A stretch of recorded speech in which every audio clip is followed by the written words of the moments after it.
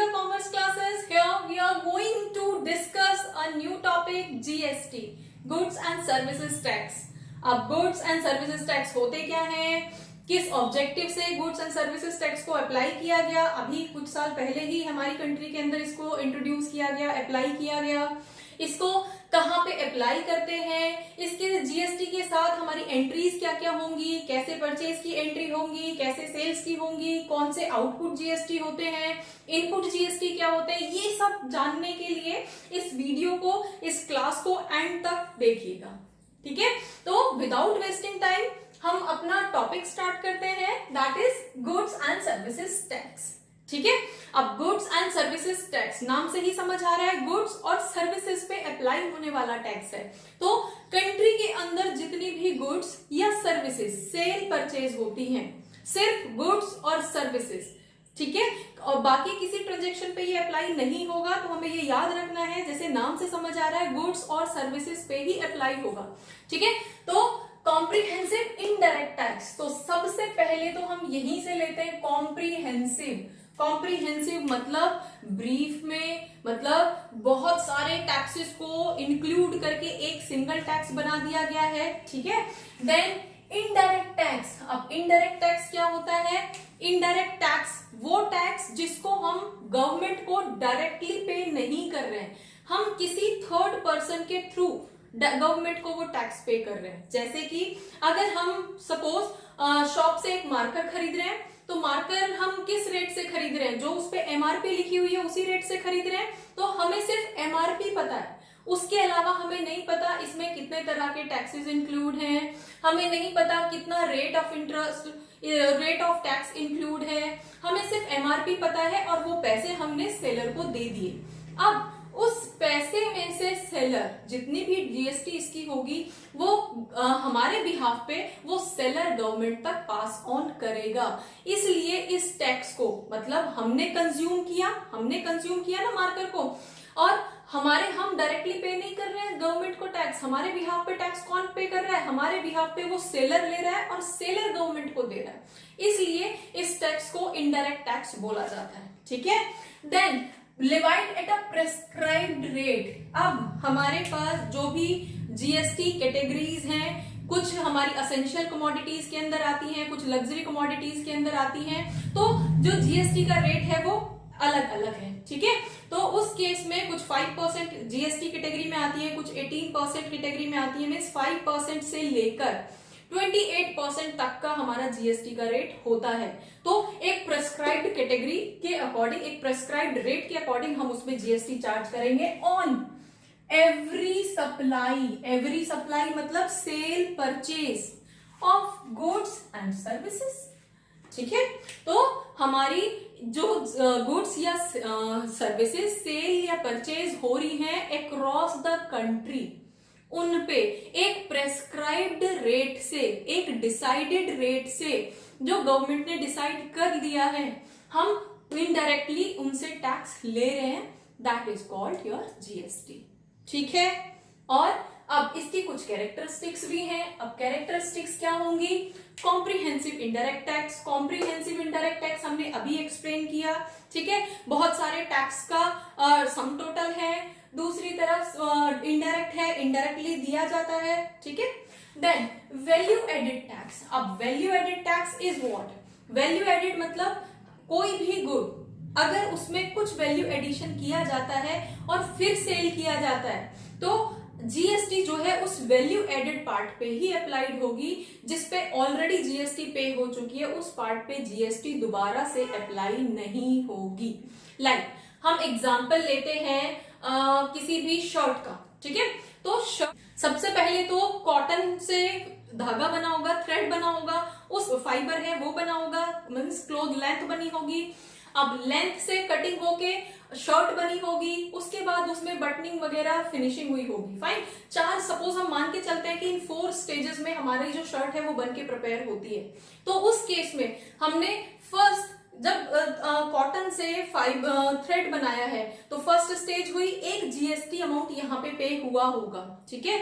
फिर किसी ने थ्रेड सेल किया होगा किसी मैन्युफैक्चरिंग कंपनी को, क्लोथिंग कंपनी को, तो वहां पे उन्होंने थ्रेड से कपड़ा बनने तक, धागे से कपड़ा बनने तक जितना भी वैल्यू एडिशन उसमें हुआ है सिर्फ उतने अमाउंट पे जीएसटी पे किया जाएगा, ठीक है।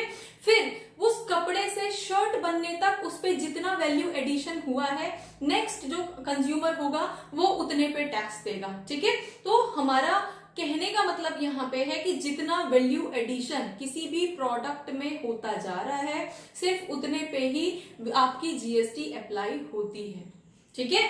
Then GST paid is not a cost. GST कभी भी हमारी कॉस्ट में इंक्लूड नहीं होगी। जीएसटी को हमेशा हम अपनी जनरल एंट्रीज के अंदर सेपरेट अकाउंट के अंदर दिखाएंगे, चाहे वो इनपुट जीएसटी हो चाहे वो आउटपुट जीएसटी हो, उसको हम सेपरेट करके दिखाएंगे, ठीक है। ये कॉस्ट नहीं होती। क्यों नहीं होती?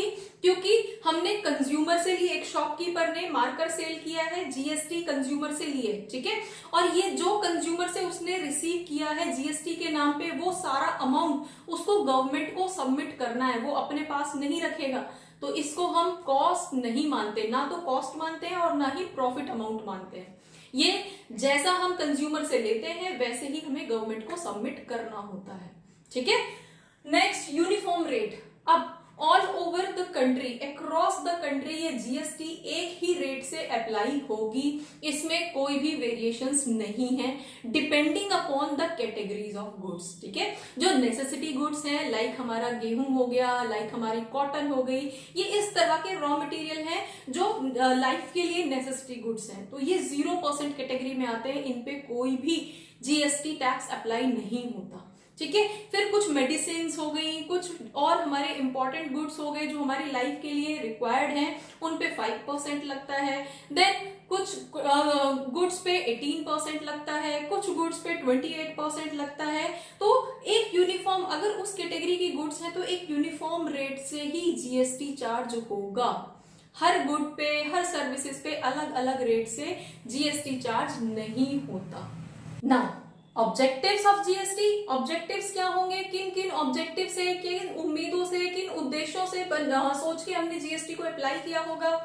First is developing common national market. अब सब पूरी मीन्स किसी भी स्टेट से आप वो प्रोडक्ट, आप एक पर्टिकुलर प्रोडक्ट आप यूपी से खरीद लो, आप जम्मू कश्मीर से खरीद लो, आप इंडिया के किसी भी स्टेट से खरीद लो, वो एक यूनिफॉर्म रेट से ही आपको मिलेगा। तो हमारी जो मार्केट है वो एक नेशनल मार्केट की फॉर्म में डेवलप होती है, ठीक है। अलग अलग स्टेट में जाके अलग अलग रूल रेगुलेशंस, अलग अलग टैक्स रेट्स को फॉलो करना अब हमें नहीं पड़ेगा। Next, ease of doing business. Business करना हमारे लिए बहुत इजी हो गया। बिजनेस करना लाइक हम किसी भी स्टेट में प्रोडक्शन कर रहे हैं तो हम मल्टीपल स्टेट्स में उसको सेल कर सकते हैं। अलग अलग टैक्सेस के झंझट नहीं है कि उस स्टेट में तो उतना टैक्स अप्लाई होता है, उस स्टेट में वो टैक्स अप्लाई होता है। तो इस तरह की अब जो प्रॉब्लम्स थी वो नहीं है, ठीक है। तो हमारा जो बिजनेस करना है वो इजी हो गया है। Next, no cascading effects. Cascading effects means like हमारा एक प्रोडक्ट था 100 रुपीज का, 100 रुपीज पे 10% जीएसटी लग गया, 110 का हो गया, ठीक है।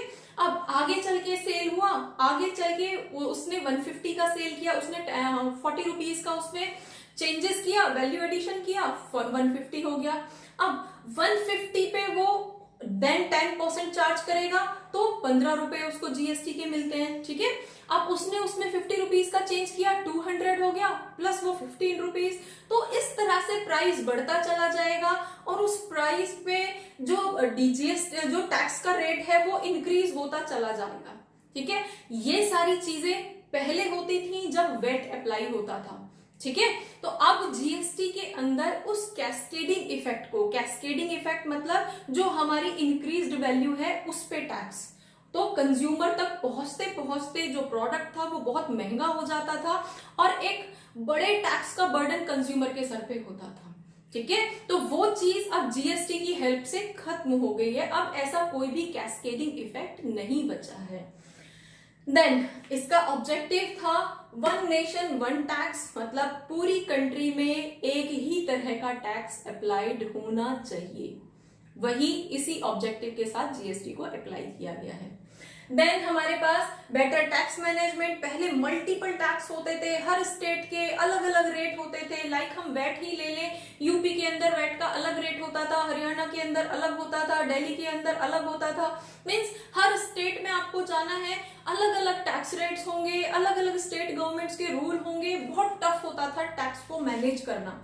लेकिन अब जीएसटी क्योंकि वन नेशन वन टैक्स है, तो उस केस में हमारा जो टैक्स मैनेजमेंट है वो बहुत स्मूथ हो गया है, इजी हो गया है। एंड हमारी जो गुड्स हैं, क्योंकि टैक्स जो है वो कैस्केडिंग इफेक्ट हमारा खत्म हो गया है, तो उस केस में हमारी जो गुड्स हैं वो बहुत चीपर हो गई है, बहुत सस्ती हो गई है, बिजनेस करना इजी हो गया, और हम जैसे नॉर्मल लोगों के लिए चीजें खरीदना इजी हो गया, बहुत सस्ती चीजें हो गई है। Then attractive foreign management, foreign investment, sorry, अब फॉरेन इन्वेस्टमेंट क्योंकि हमारी कंट्री के अंदर अब स्टेट वाइज कोई डिस्प्यूट्स नहीं बचे हैं, पूरी कंट्री में एक ही टैक्स रेट है, तो किसी भी फॉरेन इन्वेस्टमेंट को अट्रैक्ट करते हैं क्योंकि हेजल खत्म हो गया, उनकी प्रॉब्लम्स खत्म हो गई हैं। तो उस केस में उन्हें किसी पर्टिकुलर स्टेट गवर्नमेंट को अप्रोच नहीं करना पड़ेगा, उनको स्पेसिफिक सेंट्रल गवर्नमेंट को अप्रोच करेंगे और उनका बिजनेस जो है इजी हो जाएगा इंडिया के अंदर।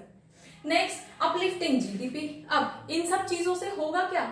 इन सब चीजों से धीरे धीरे हमारी जो जीडीपी है, ग्रॉस डोमेस्टिक प्रोडक्ट हमारी कंट्री का, वो अपलिफ्ट होता चला जा रहा है, प्रोडक्शन अपलिफ्ट होता चला जा रहा है, और एनी हाउ ग्रोथ हमारी कंट्री की हो रही है, हमारा लिविंग स्टैंडर्ड इंक्रीज हो रहा है, हमारी फॉरेन इन्वेस्टमेंट के थ्रू कंपनीज यहाँ पे आ रही हैं, तो उस केस में इकोनॉमिक डेवलपमेंट हमारी कंट्री का हो रहा है, स्किल डेवलपमेंट हमारी कंट्री का हो रहा है। एनी हाउ ये जीएसटी जो है वो हमारी कंपनी के लिए, हमारी कंट्री के लिए बेनिफिशियल प्रूव होती नजर आ रही है। होपफुली जीएसटी के जो टर्म्स हैं वो आपको समझ आए होंगे। अब नेक्स्ट वीडियो में we will discuss its applicability. हम इसकी जो एप्लीकेबिलिटी होगी, इसको अप्लाई कैसे करना है, इसकी जर्नल एंट्रीज कैसे कैलकुलेट करेंगे, वो सारी चीजें हम नेक्स्ट वीडियो में करेंगे। So keep watching, keep learning. Thank you.